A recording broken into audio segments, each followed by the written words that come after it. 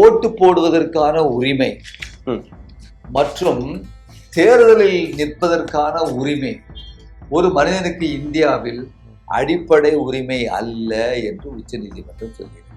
Form 17C இதை பற்றி நாம் அனைவருமே தெரிஞ்சு கொள்ளக்கூடிய ஒரு கட்டாயத்தில் நாம் இருக்கோம். காரணம், ஓட் சோரி என்கிற விஷயம் வேற, இப்போ ஓட் மேனுஃபேக்சரிங் வேற அடுத்தபடியாக நடக்க தொடங்கி. ஆந்திர பிரதேசத்தில் ஏற்கனவே இதை சாதித்து விட்டார்கள்.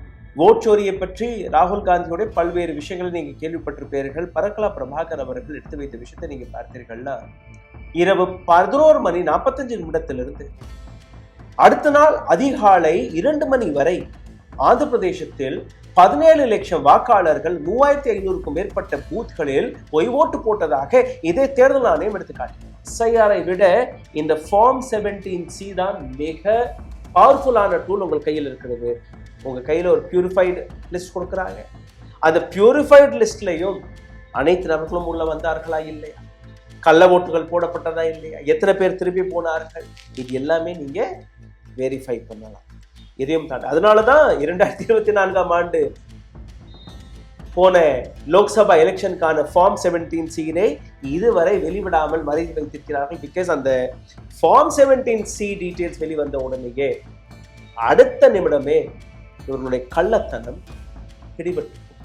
வணக்கம். தேர்தல் ஆணையம் யாருக்காக வேலை பார்க்கிறது? அரசியல் கட்சிகளுக்காகவா, அல்ல மக்களுடைய அதிகாரங்களை, மக்களுடைய உரிமையை, இந்த நாட்டு கான்ஸ்டிடியூஷனை, இந்த நாட்டு டெமோக்ரஸியை காப்பாற்றக்கூடிய வேலையை பார்க்கிறது? எதற்காக இந்த கேள்வி?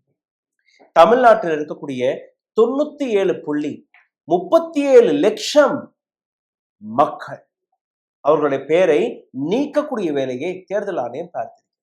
வெஸ்ட் பெங்கால்ல 91 லட்சம் நபர்களுடைய பெயரை நீக்கக்கூடிய வேலையை தேர்தல் ஆணையம் பார்த்திருக்கிறது. அதாவது 97 லட்சம் தமிழ்நாட்டில், 91 லட்சம் வெஸ்ட் பெங்கால், கிட்டத்தட்ட 2 கோடி மக்கள் 2 ஸ்டேட்களில் மட்டுமே. அப்போ 2 கோடி மக்களை 2 மாநிலங்களில் நீங்க நீக்கி இருக்கிறீர்கள்.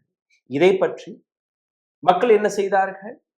27 லட்சம் நபர்கள், வெஸ்ட் பெங்கால் இருக்கக்கூடிய 27 லட்சம் நபர்கள், எங்களிடம் ஆதார் கார்டு இருக்கு, எங்களிடம் ரேஷன் கார்டு இருக்கு, எங்களிடம் பாஸ்போர்ட் இருக்கு, நாங்க பிறந்த சர்டிபிகேட் இருக்கு, நாங்க படிச்ச சர்டிபிகேட்ஸ் இருக்கு, நாங்க இந்தியர்கள் தான். என்ன நடந்தது? தேர்தல் ஆணையம் அவர்களை பற்றி ஒரு துளி கூட கவலைப்பட. இந்த விவகாரம் சுப்ரீம் கோர்ட் வரை போனது. சுப்ரீம் கோர்ட்டோட பதில் என்ன?